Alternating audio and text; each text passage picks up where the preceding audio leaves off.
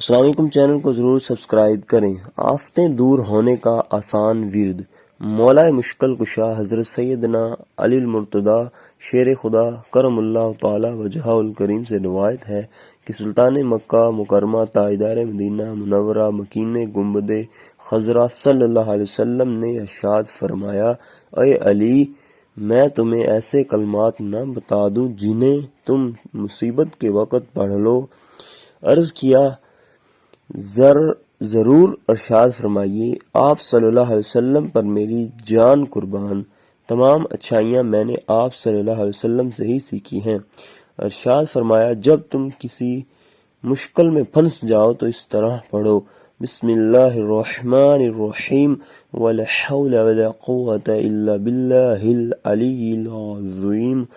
پس اللہ عز و جل اس کی برکت سے جن بلاؤں کو چاہے گا دور فرما دے گا۔